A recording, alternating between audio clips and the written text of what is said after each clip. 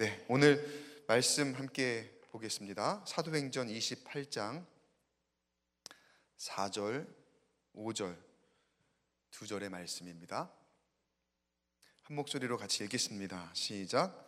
원주민들이 이 짐승이 그 손에 매달려 있음을 보고 서로 말하되 진실로 이 사람은 살인한 자도 바다에서는 구조를 받았으나 공의가 그를 살지 못하게 함이로다 하더니 바울이 그 짐승을 불에 떨어버림에 조금도 상함이 없더라. 아멘. 세상이 감당할 수 없는 믿음이라는 제목으로 오늘 하나님의 말씀 함께 나누겠습니다. 우리는 늘 사람들과 이렇게 더불어 사니까 사람의 시선을 받고 살죠. 그 시선 속에서 우리가 살죠. 그러다 보니까 사람들이 나를 평가하기도 하고 내가 어떤 사람을 평가하기도 하고, 근데 우리가 평가하는 기준은 보통 뭡니까? 세상의 사람들이 보통 사람들을 볼 때에 평가하는 기준, 외모, 학력, 또 재산, 배경, 성격, 또 심지어는 우리의 신앙도 평가를 하죠. 표면적인 것만 보고서. 근데 그 평가할 때 그 기준에 굉장히 중요한 역할을 하는 게 뭐냐면은 고정관념이라고 하는 거. 사람이 누구나 이렇게 고정관념이 있어요. 내 나름대로의 삶 가운데에, 그리고 그 문화 가운데 형성되어 있는 고정관념. 근데 이게 때로는 필요하지만 한편으로는 되게 위험한 게, 어떤 사람을 쉽게 그 고정관념으로 평가할 때에는 사실 그 사람의 속 사정은 알지 못하거든요. 그 사람의 삶의 히스토리와 그리고 그 사람의 속 사정은 전혀 알지 못하는 가운데 우리가 겉모습만 가지고 내가 그냥 직관적으로 판단을 해버리는 거잖아요. 또 한 번만 보고서 그 사람을 쉽게 판단해 버리기도 하죠. 그래서 우리는 참 어찌 보면은 잔인한 그런 세상에 살고 있는 것 같아요. 한 번 실패하면 실패자라고 낙인이 찍히기도 하고, 한 번 어려움을 겪으면 그것으로 능력 없는 사람이라고 불리기도 하고, 또 오늘 일단 성경 말씀에서도 이야기하겠지만 사람들은 어떤 병을 가졌거나 누가 이렇게 어려움을 당하거나 질병에 고생을 할 때면은 그 사람에게 문제가 있다라고 생각을 하기도 하죠. 세상이 너무 그 고정관념과 시선으로 사람을 흔들려요. 근데 또 한편으로는 안타깝게 내가 그러한 평가에 너무나 쉽게 휘둘리더라는 거죠. 흔들리더라는 거죠. 사람들이 칭찬하면 막 기뻐했다가 사람들이 조금 비난하거나 사람들이 조금 좋지 않은 이야기를 하면 그것으로 인해서 너무나 쉽게 무너지는 우리의 모습을 발견을 합니다. 근데 오늘 말씀에서 우리가 사도 바울을 만날 텐데, 한번 사도 바울을 통해서 어떻게 하면 그런 세상의 평가 가운데서도 고정관념으로 나를 판단하는 그런 환경과 배경 가운데서도 흔들리지 않을 수 있을까? 정답부터 말씀드리면 사도 바울에게는 담대한 믿음이 있었습니다. 어떤 환경에서도 흔들리지 않을 만한 담대한 믿음. 그러니까 믿음이 그냥 믿음이 아니라 담대한 믿음. 오늘 말씀의 제목은 세상이 감당할 수 없는 믿음인데 이게 담대한 믿음인 거거든요. 자, 그 믿음이 어떤 믿음인지 한번 말씀 안에서 한번 보도록 하겠습니다. 먼저 고정관념에 지배받지 않는 이 담대한 믿음이란 어떤 것일까? 본문 배경을 먼저 보면은 바울이, 오늘 말씀은 사도행전 28장 맨 마지막 장이거든요. 그러니까 죄수의 신분으로 로마로 압송이 되어가는 그런 과정 가운데 이 전장에 어떤 일이 있었습니까? 사도 바울이 타고 가던 그 배가, 호송배가, 압송해서 가던 배가 유라굴로 광풍을 만났죠. 근데 어떻게 우여곡절 끝에 이제 구조가 됩니다. 구조가 되어서 살아나요. 그 이후에 멜리데라는 한 섬에 구조된 이후에 그 이야기입니다. 원주민들이 추위를 피하라고 사도 바울과 사람들에게 불을 피워줘요. 그런데 그 가운데 갑자기 독사가 있었는지, 그 나무 가운데 독사가 불을 만나자 뜨거웠는지 독사 한 마리가 갑자기 뛰어올라서 사도 바울의 손을 물어버렸습니다. 그리고 그 광경을 본 주민들이 깜짝 놀랍니다. 왜 놀랐을까요? 원주민들은 사도 바울의 손을 물은 그 독사를 보고서. 일단은 여러분, 사도 바울은 얼마나 아팠을까요? 네? 사도 바울은 독사의 손을 물렸는데, 여러분, 우리가 살다 보면은요 이런 환경을 만납니다. 독사가 손을 무는 것 같은 그런 아픈 때를 만납니다. 사도 바울은 지금 하나님의 주신 사명을 감당하기 위해서 가고 있는 그런 여정인데도 계속해서 이런 어려움을 만나거든요. 그 가운데에서 와, 이제 살았다라고 싶을 때 독사에 물리면은 어쩌면 죽을 수 있는 거예요. 근데 여기 지금 사람들이 놀랐다 그랬잖아요. 왜 놀랐냐면은 그 독사가 물었을 때 이 사람은 죽을 수밖에 없다라고 거기 있는 사람들은 그냥 믿었거든요. 그렇게 그 독사가 그만큼 맹독을 가진 그런 독사였던 거죠. 그리고 그 사람들이 그 현상을 해석하는 자기들의 고정관념이라는 게 있었습니다. 그 문화 안에서 저 독사가 사람을 물어서 그 사람이 이제 곧 죽게 될 텐데, 그 사람이 죽으면 어떻게 되느냐, 그 고정관념을 설명한 말씀이 오늘 보면은 4절에 그 배경에 나와요. 28장 4절을 한번 같이 읽어볼까요? 시작. 원주민들이 이 짐승이 그 손에 매달려 있음을 보고 서로 말하되 진실로 이 사람은 살인한 자로다. 바다에서는 구조를 받았으나 공의가 그를 살지 못하게 함이로다 하더니. 뭐래요? 진실로 이 사람은 살인한 자로다 라고 판단을 딱 해버리는 거예요. 독사에 물리면 이 사람 곧 죽게 될 텐데 저 사람 분명히 죄 지은 거야. 특히 살인을 한 경우에 그 사람은 독사에 물려 죽어 라고 하는 그 멜리데 섬 안에 있는 원주민들 안에 그런 고정관념, 그들의 그 내려오는 전설의 이야기, 그런 것들이 있었던 거죠. 그러니까 그걸 보고 지금 사도 바울이 독사에 손이 물린 그 현상을 해석을 나름대로 하고 있는 겁니다. 저 사람은 살인한 자네, 저 사람은 죄인이네. 여기서 서로 말하되라고 그랬죠. 서로 말하되. 어떤 한 사람이 저 사람은 죄인이야 라고 주장한 게 아니라 거기서 서로 말하되 진실로 이 사람은 살인한 자로다 라고 했다는 거예요. 그 말은 거기에 있는 모든 사람들이 그렇게 생각할 만큼 그런 고정관념이 있었다는 거죠. 뱀에 물리면 죽어, 그리고 그 죽는 사람은 죄인이야.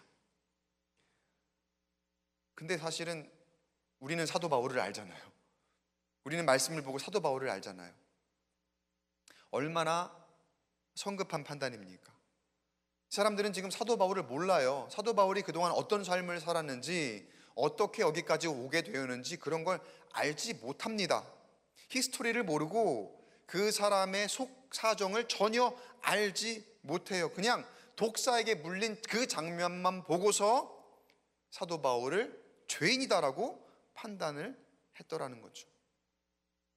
근데 여러분, 이게 세상의 모습이에요. 우리가 살아가는 세상의 모습이 딱 가만 보면 이렇게 판단해요. 이렇게 정죄하고 이런 고정관념들을 가지고 우리들에게 이야기를 합니다. 또 우리도 너희도 이렇게 판단해라고 가르치기도 하더라는 거죠. 이해하기 전에 그 속사정과 그 사람의 히스토리나 그런 것들을 알아보려 하지 않고 그냥 그 사실보다는 자기들이 알고 있는 고정관념, 그 통념이 더 중요하다라고 생각하더라는 거죠. 근데 가만 보면은 신약 성경에도 이 모습이 굉장히 자주 나오는데, 유대인들의 그 고정관념 여러분 아시죠?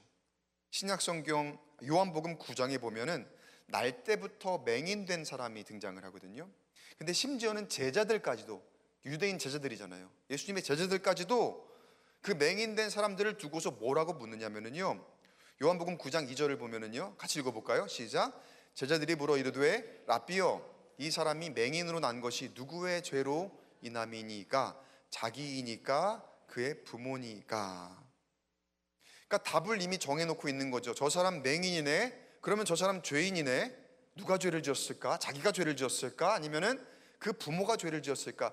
둘 중에 하나인 거죠. 다른 답은 없어요. 그냥 죄인인데 죄 아니면은 그 부모가 죄를 지었다고 생각하면서 그냥 쉽게 그 모습만 보고서 정죄했더라는 거죠. 그러니까 저 사람은 안 돼. 저 사람은 희망 없어. 저 사람은 하나님께 버림받은 사람이야 라고 자기들의 고정관념으로 그 사람을 판단했더라는 거죠. 그런 시선으로 사람을 바라볼 때에 약한 사람들, 연약하고 병들어 있고 또 장애를 가진 그런 사람들은 얼마나 괴로웠을까요? 얼마나 힘이 들었을까요? 근데 그때 예수님은 그렇게 보지 않으셨죠. 예수님은 그 사람의 장애를 넘어서 하나님의 영광을 보셨고 또 질병을 넘어서 하나님이 일하심, 하나님의 역사하심을 보신 줄 믿습니다. 사람은 다 끝났다고 하고 저 사람은 안 돼라고 할 때에 하나님은 그런 사람 안에서도 하나님이 말씀해 주시는 가능성, 미래를 보셨다는 거예요. 여러분, 이게 세상의 시선과 하나님의 시선의 다른 점입니다. 여러분, 미국 메이저리그 야구 가운데 역사의 가장 위대한 선수 중에 한 명, 제키 로빈슨이라는 선수가 있어요. 그의 등번호가 42번이었거든요.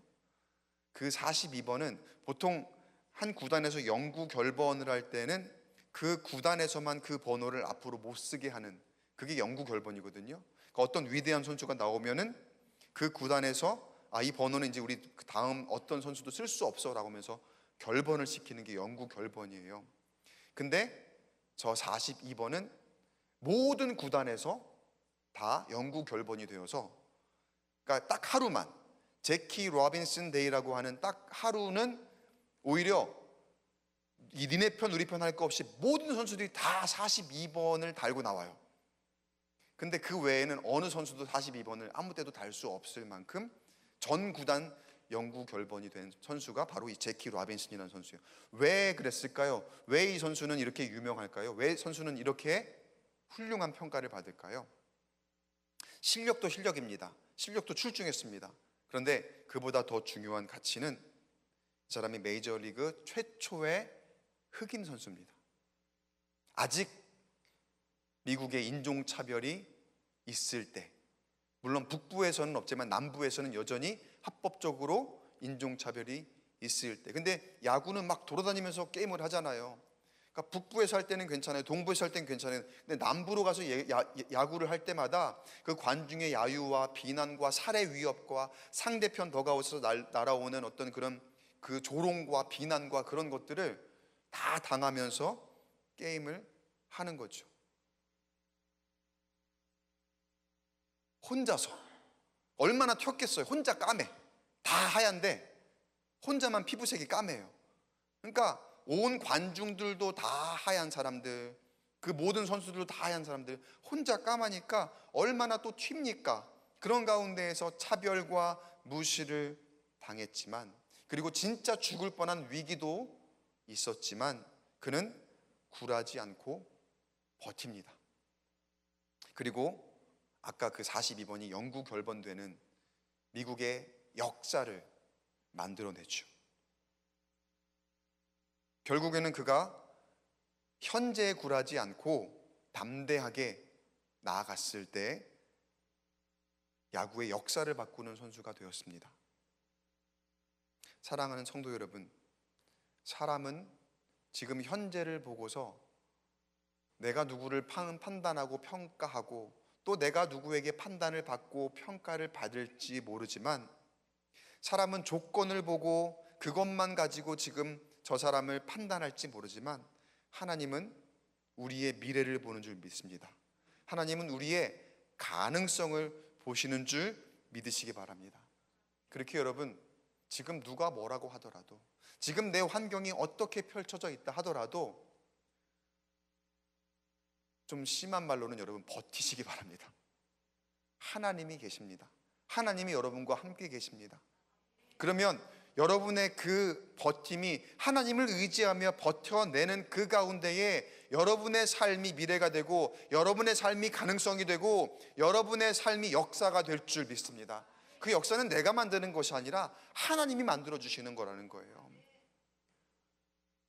하나님이 나와 함께 계시니 지금 나의 세상이 바라보는 것과 똑같이 보는 것이 아니라 앞으로의 나의 모습을 하나님이 인도하실 그 모습을 보실 그 하나님을 의지하면서, 사람들은 바울을 죄수라고 불렀어요. 사람들은 바울을 죄인이라고 했고 또 저 사람 살인자야라고 얘기할 만큼 너무나 절망적인 환경에, 안 그래도 지금 뱀에 물려서 아파 죽겠는데 그걸 보고서도 이 사람이 곧 죽을 거다, 언제 죽을까라고 그냥 바라만 보고 있었다는 거예요. 왜냐하면 이 사람은 치료할 가치가 없는 사람이니까. 이 사람은 뱀에 물려 이제 죽기만을 기다리며 저 죄인이 언제 죽을까, 그렇게 그냥 생각만 하고 있었다는 거죠. 사람들은 바울을 죄수라 불렀지만 하나님은 바울을 어떤 모습으로 사용하셨습니까?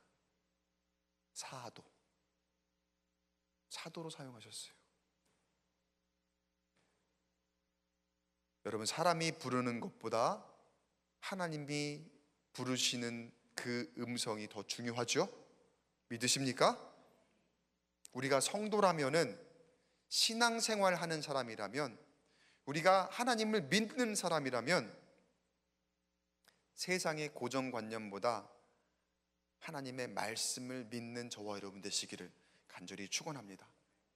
제가 담대한 믿음이라고 할 때에는 담대함이 필요하기 때문에 그렇겠죠. 세상 가운데서 그 믿음을 가지고 가는 게 사실 쉬운 일은 아니거든요. 세상은 계속해서 내가 그 믿음을 잃어버리도록, 그 믿음이 연약해지게 만들려는 노력을 끊임없이 할 거예요. 유혹하고 위협하고 악한 영은 우리를 넘어뜨리려고, 쓰러뜨리려고, 그리고 그 고정관념으로 우리를 평가하면서 낙심하도록, 낭망하도록, 이렇게 넘어지도록 계속해서 우리 가운데에 공격이 찾아올 거라는 거죠. 그러나 우리에게는 믿음이 있다는 것, 하나님이 나와 함께 하신다. 세상은 나를 이렇게 부를지 모르지만 하나님은 나를 그렇게 보지 않으신다. 세상은 사도 바울을 죄인이라 봤지만 하나님은 사도라 보셨다라고 하신 것처럼 세상이 보는 나와 하나님이 보시는 나는 다른 것을 내가 분명하게 깨닫고, 저는 오늘 그거를 우리의 자존감이라고 부르고 싶어요. 여러분, 심리학적인 그 자존감 아니라 그보다 더 궁극적인, 우리가 바로 서 있을 수 있도록 만들어주는 영적인 자존감. 여러분, 그 담대한 믿음이 우리의 영적인 자존감을 만들어주고, 그 자존감을 가질 때 우리는 누가 뭐라 해도 어디에 서 있든지 안전할 줄 믿습니다. 그곳에서 내가 승리하게 될 줄 믿습니다. 저를 한번 따라하겠습니다. 나는 하나님의 자녀입니다. 하나님이 나를 사랑하십니다. 하나님이 나를 부르셨습니다. 믿으십니까? 할렐루야. 하나님이 나를 사랑하셔요. 그리고 하나님이 나를 부르셨고 하나님이 나를 자녀 삼으셨다니까요. 세상 누가 뭐라고 해도 내가 그 믿음을 가지고 간다면요, 여러분, 그곳에서 버틸 수 있게 될 줄 믿습니다. 사도 바울이 모든 걸 다 잃은 것 같았지만 모두가 그는 끝났어 라고 생각할 만한 환경이었지만 사도 바울은 굴하지 않았어요. 자, 그리고 그 굴하지 않은 상황에 그 뒷이야기를 이제 조금 더 말씀을 드릴게요. 사도 바울이 뱀에 물렸을 때 아팠잖아요. 근데 그 아픔을 무릅쓰고 그 뱀을 어떻게 합니까? 그 뱀을 불에다가 떨어버렸다 그랬어요. 불에다 떨어버렸어요. 근데 일단 뱀에 한번 물렸으니까 뱀이 떨어져 나갔다 하더라도 사람들은 저 사람이 이제 곧 죽을 거다라고 쳐다보고 있었겠죠. 자, 그런데 그 사람들이 쳐다보고 있는 가운데에 아무 일도 일어나지 않는 거예요. 이 사람이 지금 점점 이 시야가 흐릿해지고 동공의 변화가 있고 이제는 픽 쓰러져야 되는데, 그동안에 그 독사에 물린 사람들을 경험했던 이 원주민들의 이 경험의 위로 보면 사도 바울이 지금 이제 어떻게 죽음으로 갈 어떤 수순이라는 것을 알고 있거든요. 아, 곧 이렇게 되겠구나라고 생각하면서 바라보고 있는데 사도 바울에게 아무 일도 일어나지 않는 거예요. 그 독성이 몸에 퍼지면은 몸이 막 붓기도 하고 여러 그런 현상들이 나타나는데 아무 일도 일어나지 않으니까 이 사람들이 이제 갑자기 그 태도가 돌변합니다. 어떻게 변했을까요? 지금까지 저 사람 지금 뱀에 물렸으니까, 독사에 물렸으니까 곧 죽을 거야, 그리고 곧 죽게 될 여 사람은 분명히 살인한 죄인이야. 근데 아무 일도 일어나지 않으니까 갑자기 그를 신으로 추앙하기 시작하는 거죠. 야, 이 사람은 사람이 아니구나. 이 사람은 인간이 아니구나.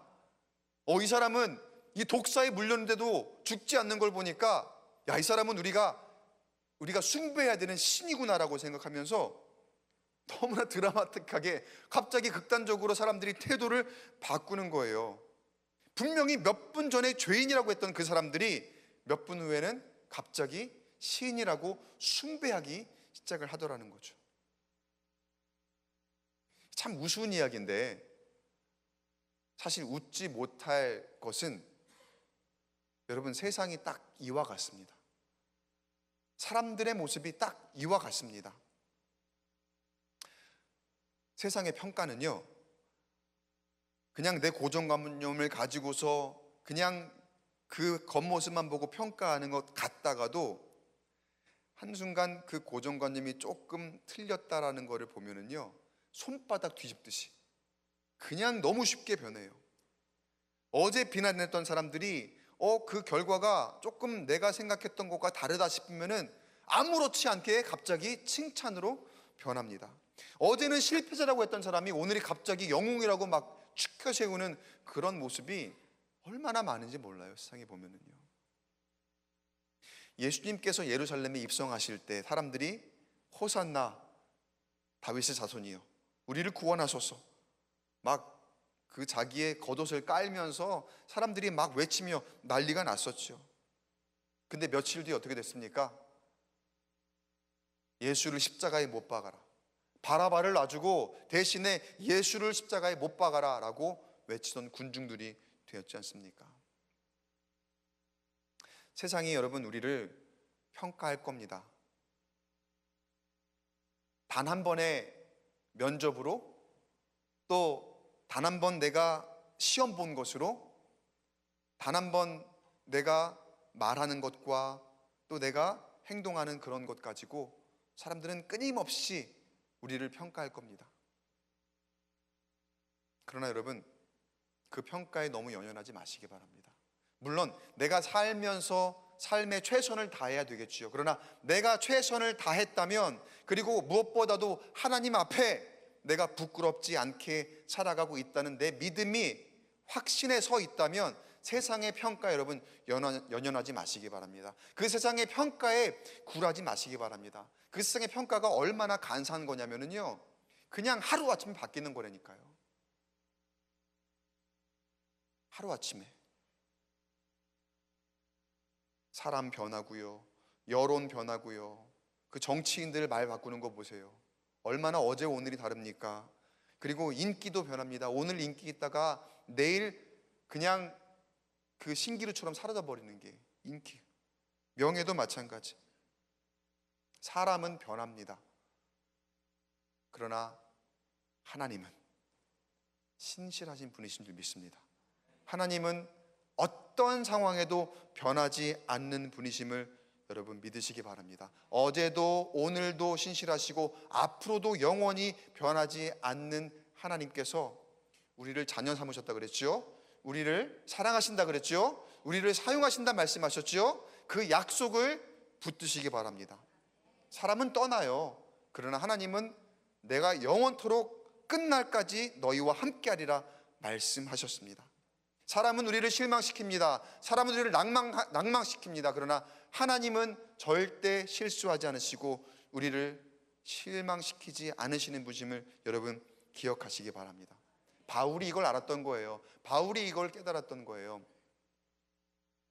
그러니까 일단은 그 사람들이 나를 죄인이라고 할 때도 흔들리지 않았겠지만, 여러분 더 무서운 건 뭔지 아세요? 나를 막 정죄하고 비난할 때 막 괴롭고 힘들잖아요. 근데 그보다 더 무서운 거는요, 사람들이 나를 붕붕 띄울 때,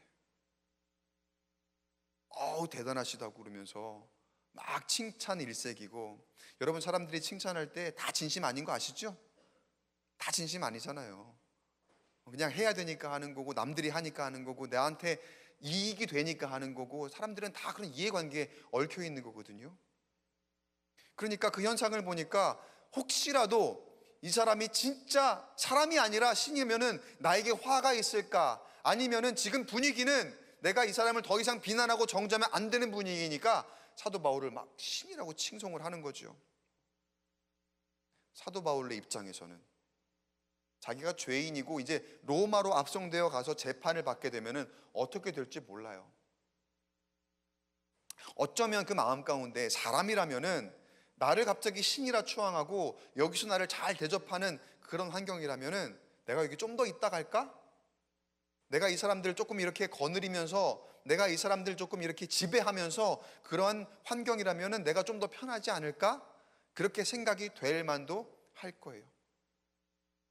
근데 이 사도 바울이 붙들고 있었던 것은 하나님을 향한 굳건한 믿음이라 그랬죠.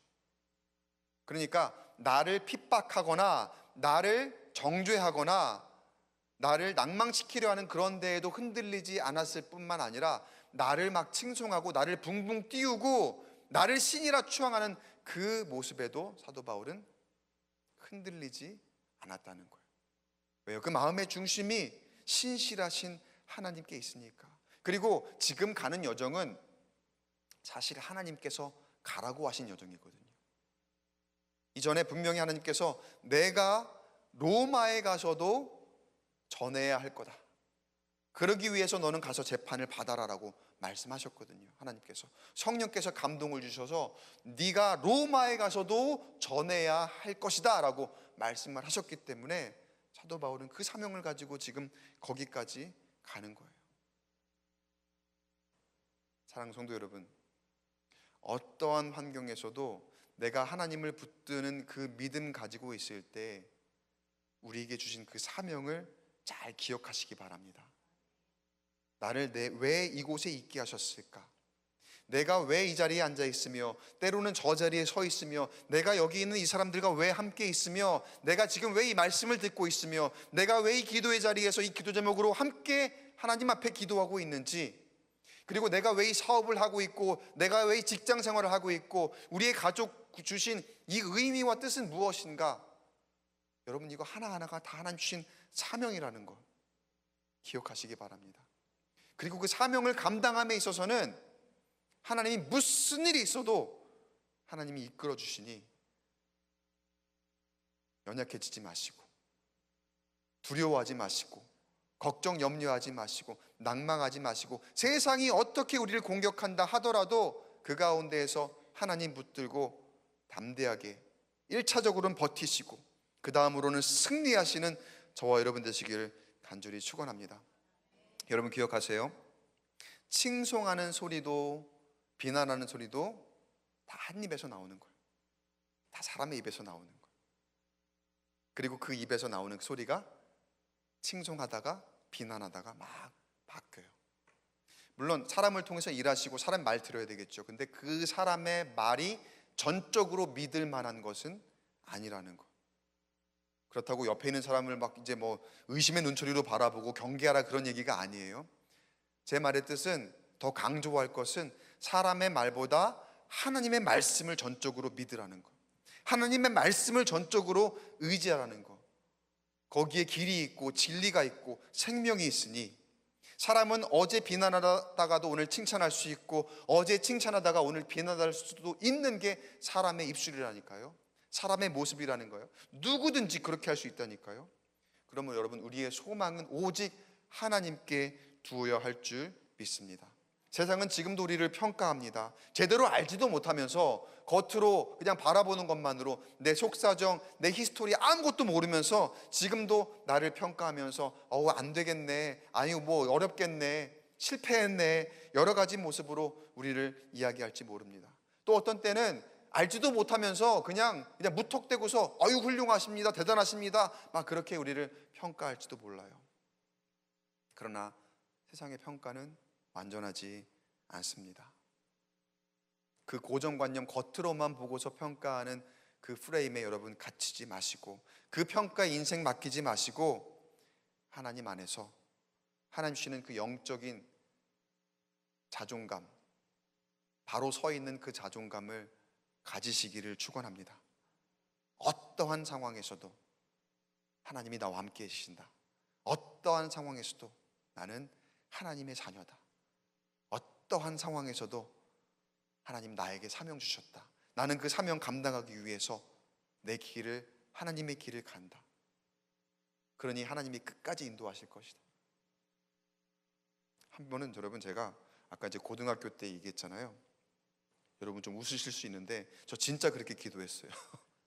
한 번은 수련회를 갔는데 제가 그때부터 사실 물에 대한 공포를 좀 가졌거든요. 그러니까 계곡에 가서, 고등학교 때 가서 막 물놀이를 하잖아요. 근데 한 번은 확 빠진 거예요. 막 이렇게 놀다가 내가 발을 헛디뎠는데 그냥 갑자기 확 빠졌는데, 제가 수영을 못 하거든요.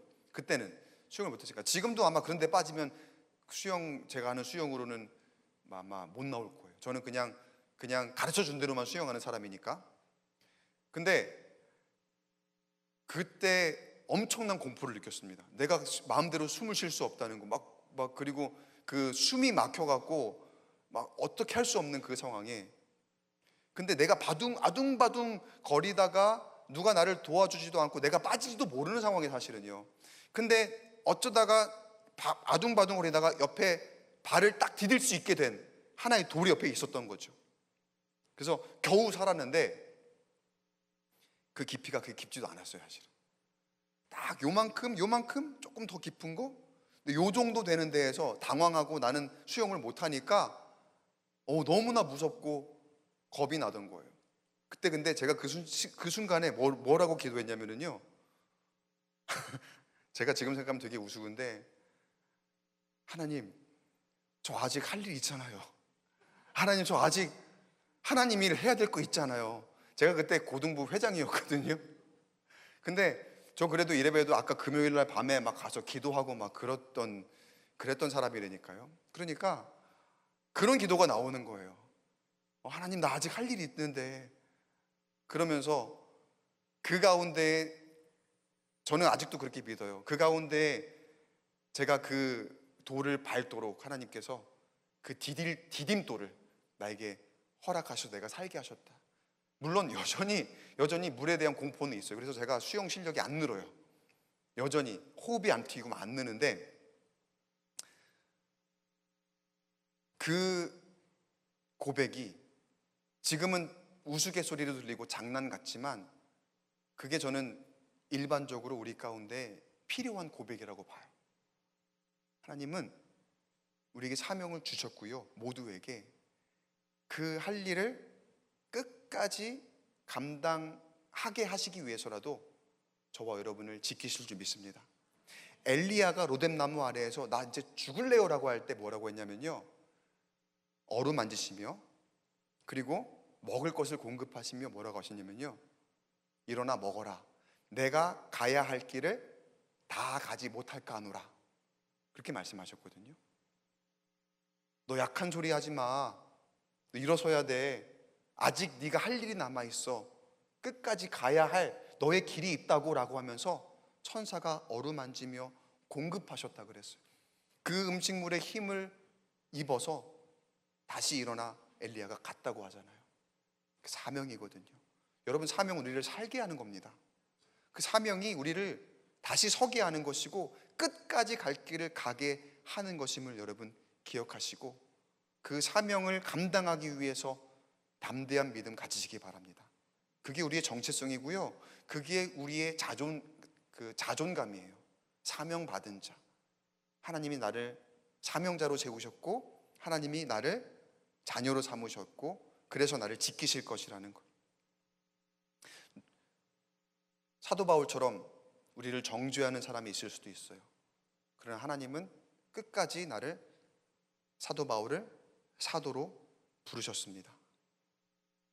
또 손바닥 뒤집듯 갑자기 사도 바울이 신이 되기도 하지만 하나님은 여전히 그를 동일하게 사도로 보셨죠. 사도 바울은 그 믿음을 가지고 있었고요. 사람들이 나를 막 손바닥 뒤집듯 이랬다 저랬다 하더라도 사도 바울이 거기에 흔들리지 않고 그냥 신실하신 하나님만 붙들고 갔을 때에 사도 바울은 끝까지 복음을 전하고 위대한 사명자로 남게 된 줄 믿습니다. 사랑하는 성도 여러분,